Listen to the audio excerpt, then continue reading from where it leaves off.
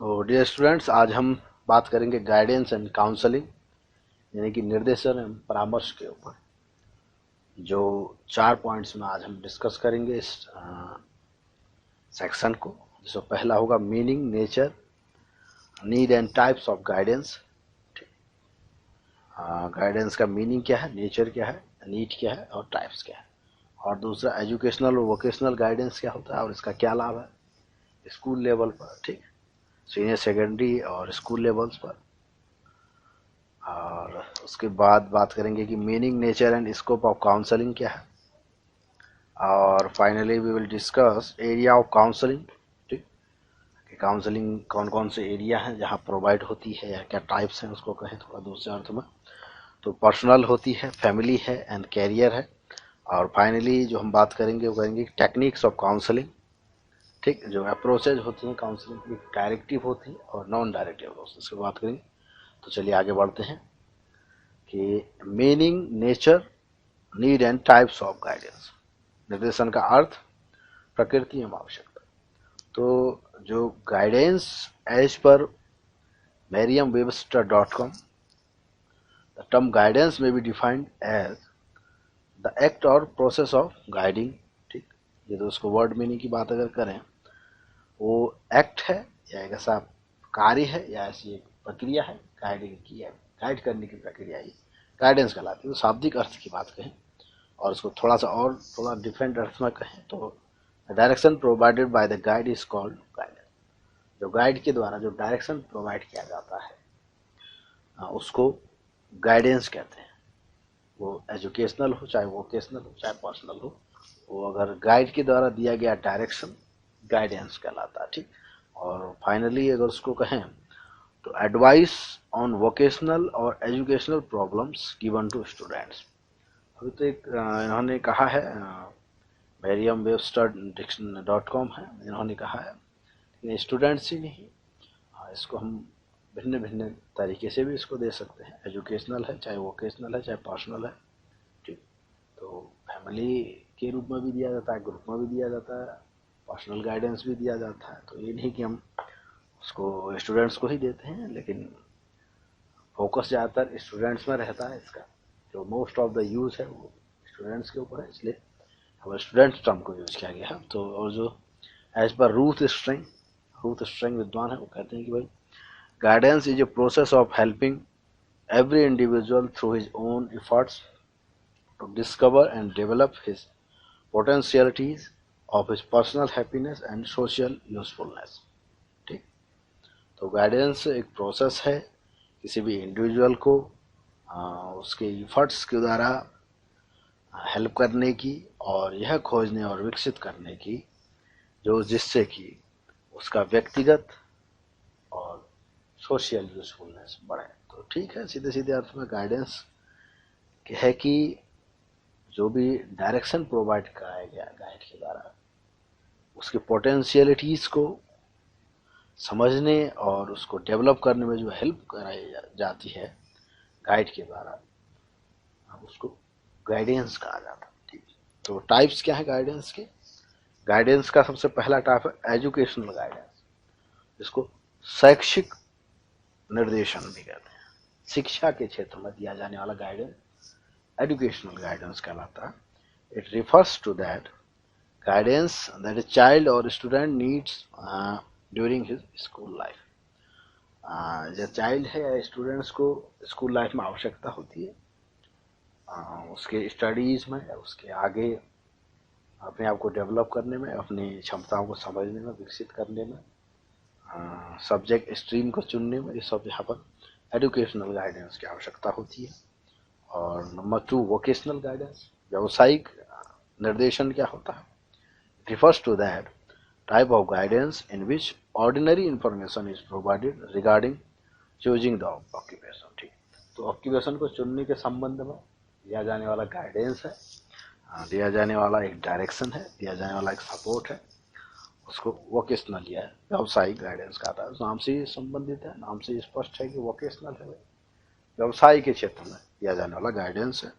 और finally personal guidance क्या है? व्यक्तिगत गाइडेंस क्या होता है? इंडिविजुअल गाइडेंस क्या होता है? It refers to that type of guidance where a person or individual overcome their problems on their own। ठीक, हम उसको ऐसी क्षमता प्रदान करते हैं, हम उसको जो भी व्यक्ति है, जो भी क्लाइंट है या जो भी स्टूडेंट हो या कोई भी हो, उसको उसको पोटेंशियलिटीज, उसकी क्षमताओं को समझने में उसकी मदद की जाती है ताकि वो अपनी जो प्रॉब्लम्स है उसको ओवरकम कर पाए, उनको समझ पाए। पर्सनल गाइडेंस भी दिया जाता है, चाहे वो उसके व्यक्तिगत जीवन से जुड़ा हो, चाहे फैमिली लाइफ से जुड़ा हो, चाहे किसी अन्य प्रकार से जुड़ा हो, पर्सनल गाइडेंस उसको कहा जाता है। तो ये तो एक छोटा सा मीनिंग था और उसका टाइप्स के ऊपर डिस्कशन था। तो चलिए आगे बढ़ते हैं। जो है नेक्स्ट वह है कि एजुकेशनल एंड वोकेशनल गाइडेंस की क्या आवश्यकता है, क्या महत्व है स्कूल लेवल्स पर, चाहे वो सेकेंडरी हो, चाहे सीनियर सेकेंडरी हो, चाहे और भी स्कूल से जुड़ा हुआ जो बात है वहाँ पर एजुकेशनल और वोकेशनल गाइडेंस की क्या आवश्यकता होती है। जैसा कि हम जानते हैं शैक्षिक गाइडेंस और व्यावसायिक गाइडेंस काफ़ी आवश्यक है, क्योंकि बच्चे कौन सा सब्जेक्ट स्ट्रीम ले रहे हैं और कौन सा सब्जेक्ट स्ट्रीम उनके लिए लाभकारी है, कौन सी क्षमताएं उनके सब्जेक्ट स्ट्रीम से मिलती जुलती हैं, वो सब हम तभी तो जान पाएंगे जब हम इंटेलिजेंस के बारे में जानते हो कि कौन सा इंटेलिजेंस किस व्यक्ति में है, किस इंटेलिजेंस का व्यक्ति किस क्षेत्र में ज़्यादा काम कर सकता है। तो ये सब गाइडेंस की आवश्यकता यहाँ पर पड़ती है। तो एजुकेशनल गाइडेंस यानी कि शैक्षिक निर्देशन, शिक्षक द्वारा छात्रों को उनकी शैक्षिक समस्याओं के लिए मार्गदर्शन प्रदान करना शैक्षिक निर्देशन के रूप में जाना जाता है। ठीक, तो एजुकेशनल गाइडेंस क्या है? शिक्षक द्वारा छात्रों को उनकी शैक्षिक समस्याओं के लिए मार्गदर्शन प्रदान करना। ठीक, जो भी एजुकेशनल प्रॉब्लम्स है उनके लिए जब भी मार्गदर्शन प्रदान किया जाता है उसको शैक्षिक निर्देशन के रूप में जाना जाता है। ठीक, जब भी गाइड करे कोई भी एक्सपर्ट, शिक्षक छात्रों को उनकी अपनी शिक्षा से संबंधित समस्याओं के समाधान के लिए, चाहे वो समझना हो, चाहे सब्जेक्ट स्ट्रीम को चुनना हो या अन्य प्रकार का गाइडेंस हो, अन्य प्रकार से समझने सुनने की बातें हो, वो सब शैक्षिक गाइडेंस, एजुकेशनल गाइडेंस शैक्षिक निर्देशन के अंतर्गत आती हैं। यह छात्र के संचयी रिकॉर्ड पर आधारित होता है। जो क्यूमुलेटिव रिकॉर्ड तैयार किया जाता है, किस टाइम में कौन सा कैसा परफॉर्मेंस रहा, स्टूडेंट का कैसा परफॉर्मेंस होने की संभावना है, इस आधार पर ये रिकॉर्ड तैयार होता है और इसका उपयोग फिर किया जाता है स्कूल के अध्ययन विषयों की पसंद में। ठीक, जैसा कि मैंने कहा एजुकेशनल स्ट्रीम को चुनने में स्टूडेंट का क्या रिकॉर्ड रहा है पास्ट उसका एजुकेशन में और किस सब्जेक्ट में वो अच्छा परफॉर्मेंस कर पाया है, उस आधार पर उसको अध्ययन विषयों के चुनने में उससे हेल्प की जाती है, गाइड किया जाता है और अध्ययन से संबंधित छात्रों की विशिष्ट कमियों को दूर करने में और कहाँ पर बच्चे में कमी है, कहाँ पर स्टूडेंट ढंग से किस चीज़ को समझ सकता है और क्या उसको टेक्निक दी जाए, क्या उसको गाइड किया जाए, किस ढंग से वो अपने आप में सुधार ला सकता है, ये सब बातें क्यूमुलेटिव रिकॉर्ड के आधार पर तैयार की जाती हैं, जानी जाती हैं, एजुकेशनल गाइडेंस का पार्ट है। और सी में आ जाता है अध्ययन के विषयों में नैदानिक परीक्षण का उपयोग करके उनकी विफलता के कारणों की पहचान करना। ठीक, जो भी क्लिनिकल टेस्ट होते हैं, चाहे इंटेलिजेंस टेस्ट लगाएं, चाहे पर्सनालिटी टेस्ट लगाएं, इंटरेस्ट इन्वेंट्री लगाएं, चाहे एप्टीट्यूड टेस्ट लगाएं, ये सब साइकोलॉजिकल टेस्ट हैं।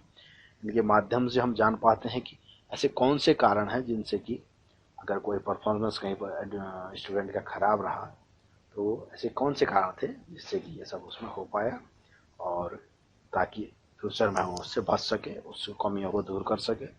और डी में छात्रों को सीखने की कमजोरी के लिए उपचारात्मक शिक्षण प्रदान करना। ठीक, सीखने में अगर लर्निंग में उसको कोई प्रॉब्लम है तो उनको भी क्यूरेटिव एजुकेशन प्रदान की जाती है। ठीक, उसको दूसरे ढंग से, किसी को रिहेबिलिटेशन की आवश्यकता है, किस ढंग का स्टूडेंट, क्या उसके अध्ययन का विषय है, क्या इंटरेस्ट का विषय है, ये सब पहले तो टेस्ट किया जाता है, जाना जाता है और पुराने रिकॉर्ड्स के आधार पर, पुराने उस स्टूडेंट के एजुकेशनल रिकॉर्ड्स के आधार पर एक क्यूमुलेटिव रिकॉर्ड बनाया जाता है और फिर उस आधार पर परीक्षण और उन रिकॉर्ड के आधार पर उसको उचित गाइडेंस प्रदान किया जाता है ताकि वो अच्छा एक सब्जेक्ट स्ट्रीम भी चुन सके आगे और सीखने के संबंधित अगर कोई प्रॉब्लम है तो उसको भी वह ठीक से जान सके, समझ सके। तो एजुकेशनल गाइडेंस की क्या आवश्यकता है और क्या इसका टाइप है, क्या स्कूल लेवल पर उनकी महत्ता है, इस टॉपिक में हमने डिस्कस किया। तो आगे जानते हैं कि वोकेशनल गाइडेंस यानी कि व्यावसायिक निर्देशन क्या होता है। ठीक, व्यावसायिक निर्देशन क्या है? इस प्रकार का मार्गदर्शन नौकरी चुनने और कुछ नौकरियों की समस्याओं के संबंध में दिया जाता है। तो इस प्रकार का जो निर्देशन है वो फ्यूचर में कौन से उसने व्यवसाय में जाना चाहिए स्टूडेंट ने। ठीक, तो उन चुनने के लिए उसकी क्षमता को जान के, उसके इंटरेस्ट को जान के, तो उनको चुनने की मदद प्रदान करता है एक्सपर्ट साइकोलॉजिस्ट। ठीक, तो उनके संबंध में यह इस प्रकार का निर्देशन प्रदान किया जाता है स्टूडेंट्स को नौकरी चुनने और संबंधित नौकरी की जो समस्या है उनके संबंध में दिया जाता है। निम्नलिखित प्रकार के परीक्षण उनकी क्षमता से संबंध में उपयोग किया जाता है। और कौन से ऐसे टेस्ट हैं जो साइकोलॉजिकल टेस्ट हैं जो कि वोकेशनल गाइडेंस प्रदान करने के लिए, वोकेशनल हेल्प प्रदान करने के लिए, वोकेशन चुनने की, व्यवसाय चुनने और व्यवसाय से संबंधित समस्याओं से निपटने के लिए कौन से साइकोलॉजिकल टेस्ट यूज किए जाते हैं? वह है डिफरेंशियल एप्टीट्यूड टेस्ट। ठीक, एप्टीट्यूड यानी कि जो योग्यता परीक्षण होता है उसका प्रयोग किया जाता है। ठीक, और जो बी इंटेलिजेंस टेस्ट, ठीक, बुद्धि परीक्षण, बुद्धि की जांच करना, किस लेवल की बुद्धि या कौन से प्रकार की बुद्धि उसमें ज़्यादा है और किस लेवल पर वो उसकी आईक्यू लेवल है उसका। ठीक, और एप्टीट्यूड टेस्ट, ठीक, अभिक्षमता परीक्षा। ठीक, personality and interest inventory, personality उसकी कौन सी है, एक्सट्रोवर्ट है कि इंट्रोवर्ट है, किस लाइन में वो जाने लगा। एक्सट्रोवर्ट है तो सोशल वर्क में वो काम कर सकता है, इंट्रोवर्ट है तो कुछ व्यक्तिगत वो काम कर सकता है, लेखक बन सकता है, अन्य प्रकार की जो भी क्षमताएं उसमें हो सकती हैं। ये सब पर्सनालिटी टेस्ट के माध्यम से हम जान सकते हैं। इंटरेस्ट इन्वेंटरी से हम जान सकते हैं कि भाई किस क्षेत्र में इसका इंटरेस्ट ज़्यादा है और किस क्षेत्र में इसका इंटेलिजेंस ज़्यादा है। तो उन सब के आधार पर हम वोकेशनल गाइडेंस दे सकते हैं। ठीक, और फाइनली होता है कि the achievement and scholastic aptitude test. ठीक, अचीवमेंट टेस्ट, अचीवमेंट मोटिवेशन उसके अंदर है कि नहीं है। ठीक, और स्कोलास्टिक जो भी पढ़ाई से पढ़ने पढ़ा से संबंधित जो भी टेस्ट होते हैं वह किए जाते हैं, उस आधार पर उनको वोकेशनल गाइडेंस प्रदान किया जाता है। अब चलिए नेक्स्ट जानते हैं, वह है meaning, nature and scope of counselling. Counselling का मीनिंग क्या है, नेचर क्या है और स्कोप क्या है। ठीक, तो मीनिंग और इससे संबंधित स्कोप की इसमें चर्चा करेंगे। तो काउंसलिंग क्या है? तो काउंसलिंग यानी कि परामर्श संज्ञानात्मक, भावनात्मक और व्यवहारात्मक या प्रणालीगत हस्तक्षेप रणनीतियों के माध्यम से मानसिक स्वास्थ्य, मनोवैज्ञानिक या मानव विकास के सिद्धांतों का अनुप्रयोग है जो कल्याण, व्यक्तिगत विकास या कैरियर विकास, साथ ही पैथोलॉजी को संबोधित करता है। तो इसका मतलब यहाँ पर यही है कि साइकोलॉजिकल और अन्य सामाजिक मनोविज्ञान की टेक्निक्स के माध्यम से जो भी कॉग्निटिव, अफेक्टिव और बिहेवियर टेक्निक्स जो होती हैं साइकोलॉजी की और अन्य बिहेवियरल साइंसेस की, उन टेक्निक्स के माध्यम से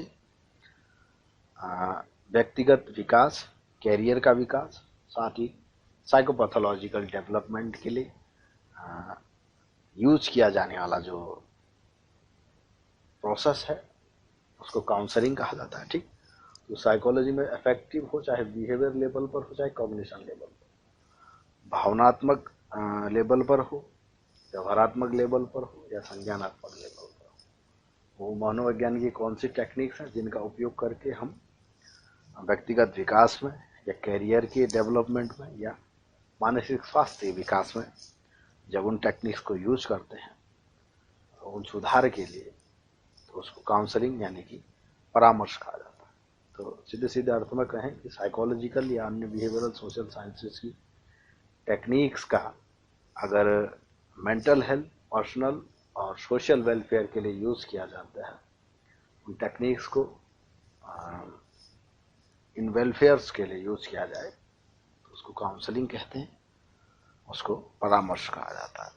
तो जो रैन विद्वान है वो कहते हैं कि counselling is a personal and dynamic relationship between two individuals. ठीक, एक व्यक्तिगत संबंध है और डायनेमिक संबंध है किनके, दो इंडिविजुअल्स के, जैसे an older more experience and wiser. ठीक, एक ओल्डर कहने का मतलब एक एक्सपीरियंस्ड एक्सपर्ट जो होता है, जैसे कि उसे काउंसलर कहते हैं, and a younger less wise counsellor. ठीक, तो दो लोगों के बीच का रिलेशनशिप है काउंसलिंग। वह रिलेशनशिप पर्सनल भी है और डायनेमिक भी है, और वो दो लोग कौन से हैं, काउंसलर एंड द काउंसली। ठीक, काउंसलर और काउंसली के बीच का व्यक्तिगत और डायनेमिक रिलेशनशिप है काउंसलिंग। ठीक, the latter has a problem for which he seeks an help of the former. ठीक, the two work together so that the problem may be more clearly defined and the counseling may be help to a self-determined solution। ठीक है, तो counsellor counselling को एक self determined, अपना आत्म solution उसको प्रदान करने की कोशिश करता है, आत्म स्वद्वारा अपने द्वारा निश्चित सॉल्यूशन प्रदान करने की कोशिश करता है, उसके अंदर के इंसाइट क्रिएट करने की कोशिश करता है, उसके अंदर पोटेंशियल प्रदान करने की कोशिश करता है, इंटरवेंशन के माध्यम से, साइकोलॉजिकल टेक्निक्स के माध्यम से उसको समर्थ सक्षम बनाने की कोशिश करता है, ताकि वो सेल्फ डिटरमाइंड सॉल्यूशन खोज सके अपनी समस्याओं का। ऐसा मानना है रैन साहब का। तो जो रॉबिन्सन वो क्या कहते हैं, the term counselling covers all types of two person situation in which one the client is help to adjust more effectively to himself and his environment. तो ये तो रॉबिन्सन साहब का कहना है, और वेबस्टर्स डिक्शनरी है, यदि consultation mutual interchange of opinion deliberating together. ठीक, consultation mutual interchange of opinion deliberating together. ठीक, और स्ट्रॉन्ग है उनका कहना है face to face relationship in which growth takes place the counsellor as well as the counsellor. ठीक, तो सीधे सीधे अर्थ में अगर काउंसलिंग को जाने तो साइकोलॉजिकल टेक्निक्स जो होती हैं, साइकोलॉजिकल जो मेथड्स होते हैं, और भी बिहेवियरल साइंसेस के जो क्यूरेटिव मेथड्स हैं, उनका मेंटल वेलफेयर के लिए, पर्सनल वेलफेयर के लिए, कैरियर वेलफेयर के लिए या अन्य संबंधित वेलफेयर के लिए यूज होना, उसको काउंसलिंग कहा जाता है, उसको परामर्श कहा जाता है। ठीक, तो परामर्श किसी विशेषज्ञ द्वारा किसी विशेष परिस्थिति में किसी जरूरतमंद को दी जाने वाली सहायता की वैज्ञानिक प्रक्रिया है। ठीक, और काउंसलिंग में दो व्यक्तियों के बीच संबंध शामिल होते हैं, जिसमें से एक काउंसलर दूसरे की सहायता करने का प्रयास करता है, और काउंसली या क्लाइंट इसलिए खुद को व्यवस्थित कर रहा है कि एक विशेष प्रकार की खुशी प्राप्त करने के लिए, एक जीवन की स्थिति को समायोजित करने या लघु आत्मबोध। तो ठीक है, तो काउंसलर काउंसलिंग की मदद कर रहा है उसको एडजस्ट होने में, उसको आत्मबोध कराने में कि उसकी क्या समस्या है और क्या उसका निवारण हो सकता है। ठीक, थोड़ा गाइडेंस से थोड़ा सा रिफॉर्म्ड है, थोड़ा प्रोफेशनल एरिया होता है काउंसलिंग। ठीक, तो काउंसलिंग प्रक्रिया को काउंसलिंग की महसूस की गई जरूरतों के आसपास संरचित किया जाता है। काउंसलिंग प्रोसेस जो होती है काउंसलिंग के ही चारों ओर घूमती है, काउंसलिंग की ही जरूरतों के आधार पर उसका प्रोसेसिंग तैयार किया जाता है। अकेले क्लाइंट उन निर्णय या पसंद के लिए जिम्मेदार होता है जो वह करता है। ठीक, हालांकि काउंसलर इस प्रक्रिया में उसकी गर्मजोशी और समझदारी के साथ मदद करता है। तो डिसीजन जो होता है इसमें क्लाइंट का ही होता है काउंसलिंग में, कि मैंने क्या डिसीजन लेना है, कैसे करना है, और उसको हेल्प करता है डिसीजन लेने में, और उसको अपनी समस्याओं को पहचानने में, उनसे निपटने में, ठीक, अपने वेलफेयर को खोजने में उसकी मदद करता है काउंसलर। इस प्रकार काउंसलर अपनी व्यक्तिगत समस्याओं को स्वतंत्र रूप से खोजने और हल के लिए काउंसलिंग की मदद करता है। ठीक, परामर्श और निर्देशन पर्यायवाची शब्द नहीं है, परामर्श एक अलग शब्द है, परामर्श की अलग मीनिंग है, अलग एरिया है, और गाइडेंस की यानी कि निर्देशन का एक अलग एरिया है जिसको आगे हम अंतर के रूप में डिस्कस करेंगे। तो जो नेक्स्ट है वो एरियाज ऑफ काउंसलिंग। ठीक, काउंसलिंग के क्या एरियाज हैं और टेक्निक्स क्या है इसकी, या इसके अप्रोचेस क्या होते हैं, डायरेक्टिव नॉन डायरेक्टिव अप्रोच क्या होता है। तो पहले जानते हैं कि एरियाज ऑफ काउंसलिंग क्या है, काउंसलिंग के क्या क्या एरिया है। तो सबसे पहले आ जाता है कैरियर काउंसलिंग। ठीक, व्यवसायिक जो भी परामर्श होता है। आपका कैरियर विकास एक आजीवन प्रक्रिया है जिसमें आप जानते हैं या नहीं, वास्तव में आप पैदा हुए थे जब शुरू हुआ था। ठीक है, हमारा जो कैरियर डेवलपमेंट है ये हमारे पैदाइशी से शुरू हो जाता है। एक थॉट है, फिनोमेनन है, आपके हितों, क्षमताओं, मूल्यों, व्यक्तित्व, पृष्ठभूमि और परिस्थितियों सहित आपके कैरियर के विकास को प्रभावित करने वाले कई कारक हैं। कैरियर काउंसलिंग एक ऐसी प्रक्रिया है जो आपको कैरियर, शैक्षिक और जीवन के निर्णय लेने के लिए खुद को और काम की दुनिया को जानने और समझने में मदद करेगी। ठीक है, तो कैरियर को चुनने में और कैरियर से संबंधित जो भी शिक्षा से संबंधित जीवन के निर्णय लेने में काउंसलिंग की मदद की जाती है इस कैरियर काउंसलिंग में। ठीक, और जो पर्सनल और इंडिविजुअल काउंसलिंग होता है, ठीक, व्यक्तिगत जो परामर्श कहलाता है वो क्या होता है। व्यक्तिगत परामर्श जीवन में चुनौतीपूर्ण समय के दौरान समर्थन प्राप्त करने और विकास का अनुभव करने का एक व्यक्तिगत अवसर है। व्यक्तिगत परामर्श जीवन में कई व्यक्तिगत विषयों जैसे क्रोध, अवसाद, चिंता, मादक द्रव्यों के सेवन, विवाह और रिश्तों की चुनौतियां, माता पिता की समस्याओं, स्कूल की कठिनाइयों, कैरियर में बदलाव आदि से निपटने में मदद कर सकता है। ठीक, पर्सनल काउंसलिंग थोड़ा सा मेंटल हेल्थ प्रोफेशनल से जुड़ी बात भी इसमें है। व्यक्तिगत परामर्श कभी कभी मनोचिकित्सा, ठीक, मनोचिकित्सा साइकोथेरेपी इसको कभी कभी कहा जाता है, और टॉक थेरेपी भी कहा जाता है, और थेरेपी भी इसको कभी कभी कंसिडर किया जाता है। एक ऐसी प्रक्रिया है जिसके माध्यम से क्लाइंट एक सुरक्षित, देखभाल और गोपनीय वातावरण में प्रशिक्षित मानसिक स्वास्थ्य चिकित्सक के साथ वन ऑन वन काम करते हैं। तो आपस में वन ऑन वन काम करते हैं, एक के साथ काम करते हैं। ठीक, तो थोड़ा पर्सनल काउंसलिंग जो है थोड़ा प्रोफेशनल और बहुत ही प्रैक्टिकल और बहुत ही एक्सपर्टीज की जरूरत जिस एरिया में होती है वह एरिया पर्सनल और इंडिविजुअल काउंसलिंग का है। परामर्श व्यक्तियों को अपनी भावनाओं, विश्वासों और व्यवहारों का पता लगाने, चुनौतीपूर्ण या प्रभावशाली यादों के माध्यम से काम करने, अपने जीवन के उन पहलुओं की पहचान करने की अनुमति देता है जिन्हें वे बदलना चाहते हैं। खुद को और दूसरों को बेहतर ढंग से समझें, व्यक्तिगत लक्ष्य निर्धारित करें और वांछित परिवर्तन की दिशा में काम करें। ठीक, तो ये सब पर्सनल काउंसलिंग, इंडिविजुअल काउंसलिंग के एरिया है। तो फाइनली आते हैं कि फैमिली काउंसलिंग क्या होती है। पारिवारिक जो परामर्श होता है, परिवार परामर्श होता है, वह क्या है। परिवार परामर्श या परिवार चिकित्सा, फैमिली थेरेपी भी इसको कंसिडर किया जाता है। जब हम थेरेपी पढ़ेंगे, साइकोथेरेपी पढ़ेंगे और टेक्निक्स की बात करेंगे जो भी इसकी होती हैं, ये जो भी थेरेपीज होती है, काउंसलिंग के जो टाइप्स हैं, काउंसलिंग मेथड्स हैं, उनके फैमिली थेरेपी भी चिकित्सा का एक मेथड है, वो फैमिली काउंसलिंग से ही जुड़ा है, इसलिए परिवार चिकित्सा भी इसको कहा जाता है। तो परिवार परामर्श यानी कि या परिवार चिकित्सा स्वस्थ और कार्यात्मक पारिवारिक संबंधों को विकसित करने और बनाए रखने की एक विधि है।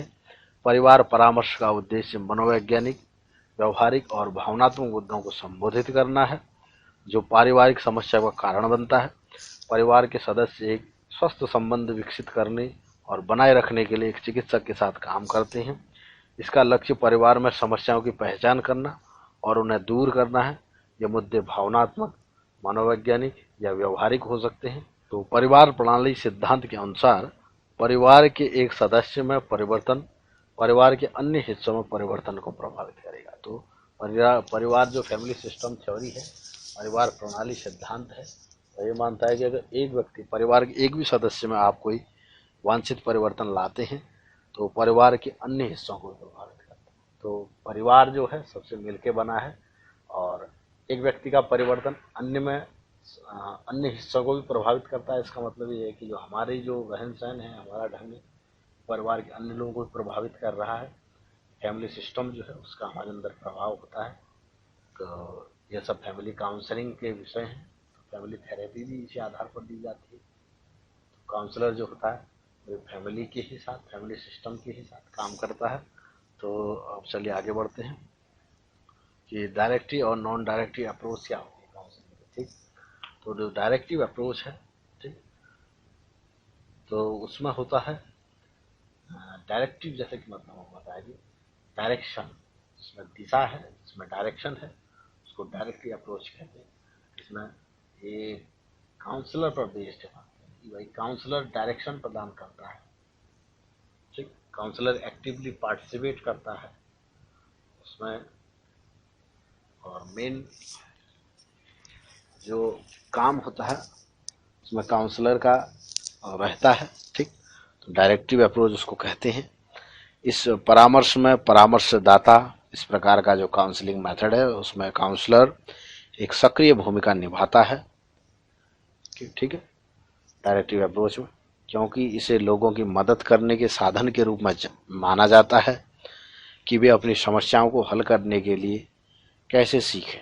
ठीक, और इस प्रकार की काउंसलिंग को काउंसलर केंद्रित परामर्श के रूप में भी जाना जाता है। ठीक है, इसको कहते हैं, इसको काउंसलर सेंटर्ड काउंसलिंग भी कहा जाता है। जबकि ये नॉन डायरेक्टिव काउंसलिंग जो होती है वो थोड़ा बहुत क्लाइंट सेंटर्ड होती है, ये काउंसलर सेंटर्ड होता है, क्योंकि इस काउंसलिंग में काउंसलर सब कुछ खुद करता है। ठीक, जैसे जैसे एनालिसिस करना, सिंथेसिस करना, डायग्नोसिस करना, प्रोग्नोसिस करना, प्रिस्क्रिप्शन देना, फॉलो अप करना, ये सब काउंसलर का काम होता है डायरेक्टिव अप्रोच में। जैसे बिहेवियर थेरेपी है, साइको एनालिटिक थेरेपी है, कॉग्निटिव बिहेवियर थेरेपी है, ये सब डायरेक्टिव अप्रोच कहलाती है, डायरेक्टिव अप्रोच ऑफ काउंसलिंग कहलाती है। जबकि non directive approach, insight therapy जो भी हैं, ये कार्ल रोजर्स की क्लाइंट सेंटर्ड थेरेपी है, और ह्यूमनिस्टिक अप्रोचेज जो है ये नॉन डायरेक्टिव अप्रोच के अंदर आते हैं। ठीक, तो नॉन डायरेक्टिव काउंसलिंग क्या होता है? इस प्रकार के काउंसलिंग में काउंसली या क्लाइंट जैसे इससे न कि परामर्शदाता परामर्श प्रक्रिया की धुरी है। ठीक, इसमें काउंसली होता है, परामर्श प्रक्रिया की धुरी काउंसली होता है। ठीक, वह एक सक्रिय भूमिका निभाता है, और इस प्रकार की परामर्श एक बढ़ती प्रक्रिया है। ठीक, इस परामर्श में लक्ष्य की समस्या के समाधान के बजाय क्लाइंट की स्वतंत्रता और एकीकरण है। ठीक, इसमें क्लाइंट की स्वतंत्रता और एकीकरण इसमें इसका लक्ष्य होता है। क्लाइंट को थोड़ा फ्रीडम दी जाती है, क्योंकि जो इसका ह्यूमनिस्टिक अप्रोच से निकली हुई बात है, क्लाइंट सेंटर्ड कहते हैं। इसमें क्लाइंट को अनकंडीशनल पॉजिटिव रिगार्ड दिया जाता है, एक सपोर्ट प्रदान किया जाता है, जिससे कि वो अपना आत्म विकास या सेल्फ डेवलपमेंट कर सके। एक काउंसलिंग प्रक्रिया में, इस काउंसलिंग प्रक्रिया में काउंसलर के पास जाकर समस्या लेकर आता है। ठीक, काउंसलिंग में काउंसलर के पास समस्या लेकर आता है। काउंसलिंग आपसी विश्वास, स्वीकृति और समझ के आधार पर काउंसलिंग के साथ तालमेल स्थापित करता है। तो उसके साथ रैपिड डेवलपमेंट करता है, रैपिड का विकास करता है। तो रैपिड का विकास तो दोनों ही प्रकार की काउंसलिंग मेथड में आवश्यक है, डायरेक्टिव हो चाहे नॉन डायरेक्टिव हो।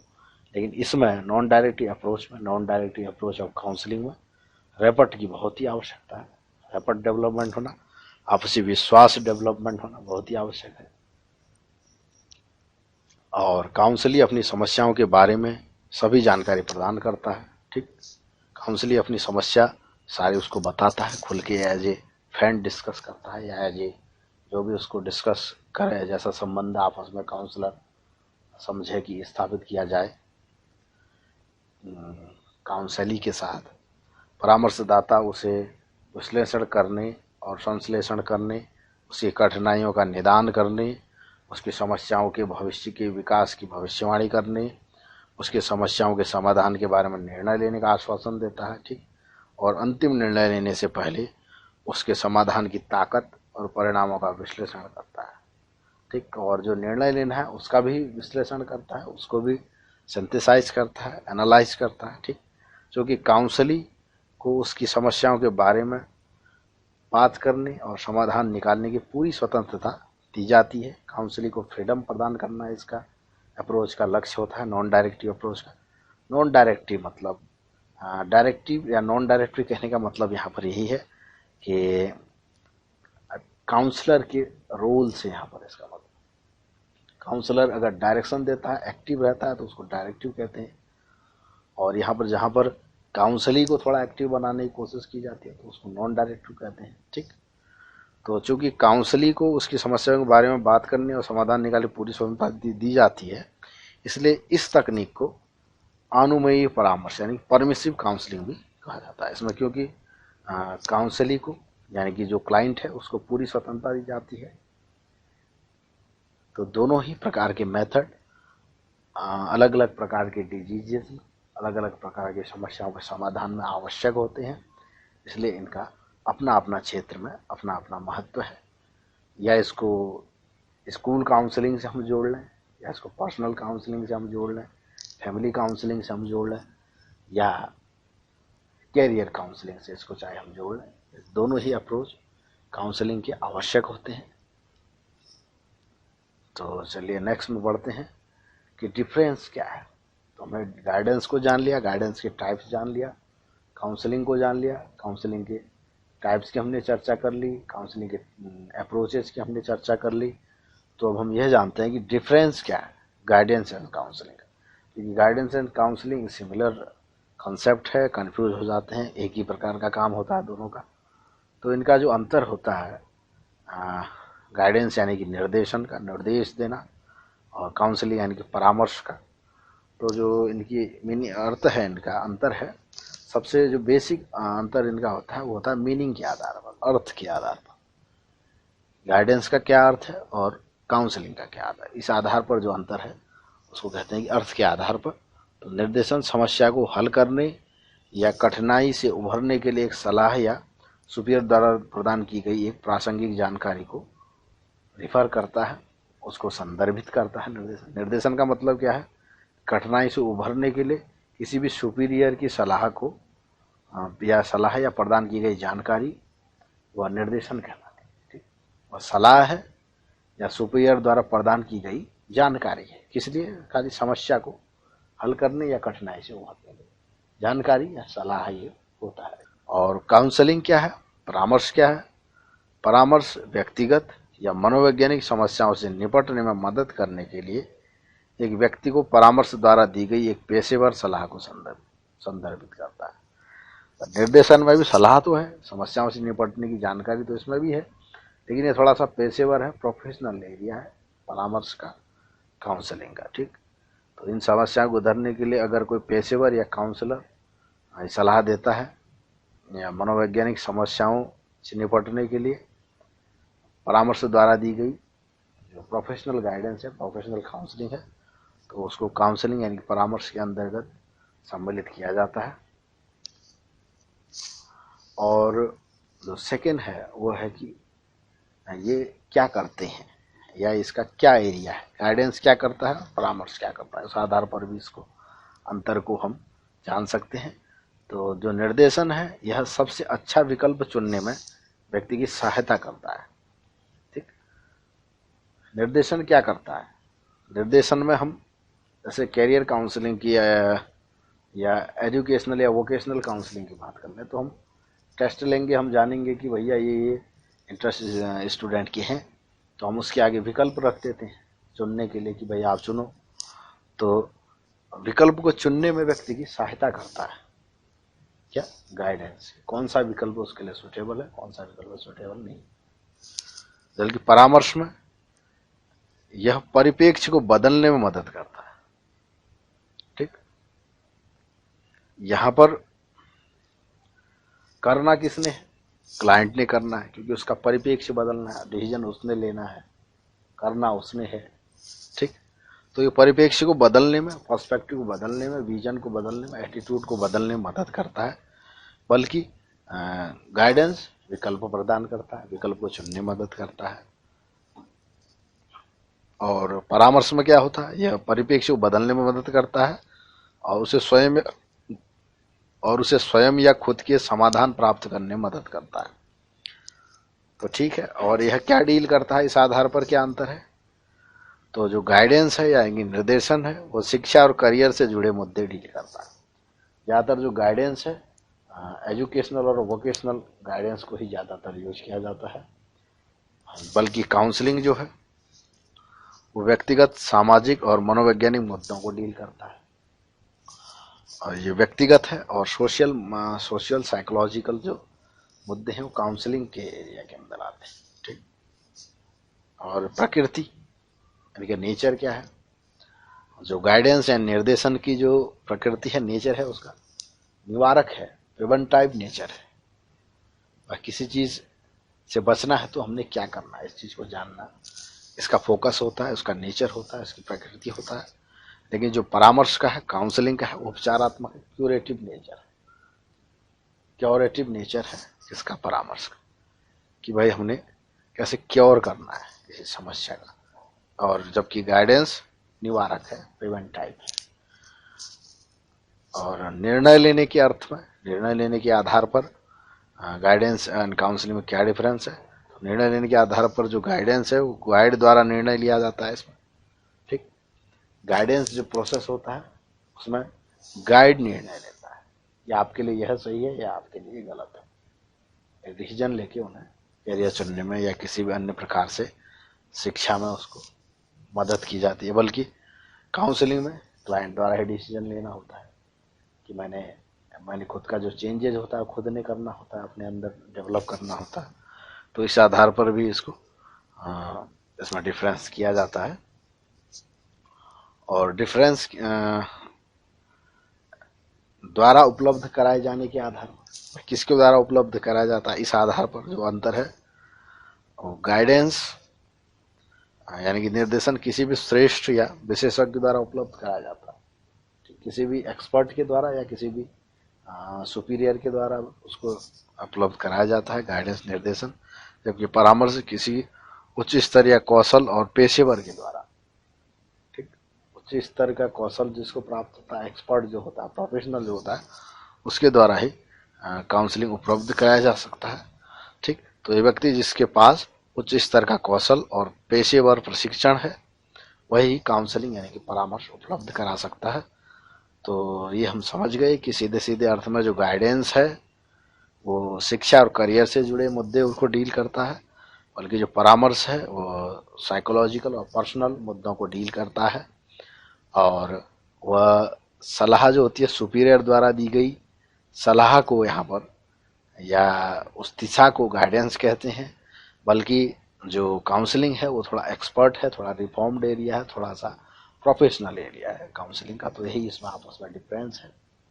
ठीक। थोड़ा सा गाइडेंस एक थोड़ा सा लोअर लेवल का उसको हम कह सकते हैं, उसको जो प्रोफेशनल है थोड़ा सा, और जो इसमें एक्सपर्टीज की ज़्यादा प्रोफेशनल की नीड होती है पर्सनल काउंसलिंग प्रदान करने के लिए, थेरेपीज प्रदान करने के लिए, तो वहाँ पर काउंसलिंग की ही आवश्यकता होती है। तो ये तो इनका डिफरेंस है।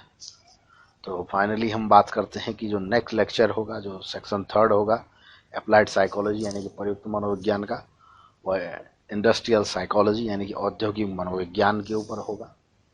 जैसे कि हम जानते हैं कि प्रयुक्त मनोविज्ञान की अप्लाइड साइकोलॉजी अप्लाइड एरिया है, ठीक, व्यवहारिक एरिया है।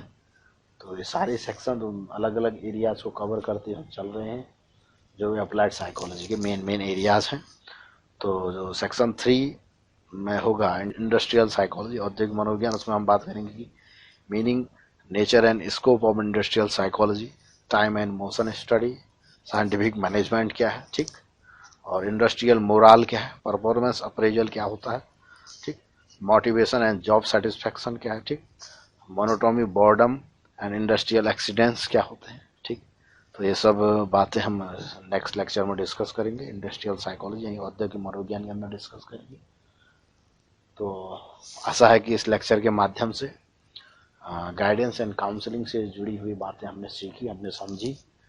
और भी कोई संबंधित समस्या हो तो हमसे पूछ सकते हैं। और भी इस प्रकार के नॉलेजेबल जानकारियों और लेक्चर्स के लिए हमसे जुड़े रहें। तो मिलते हैं नेक्स्ट लेक्चर में। Thank you.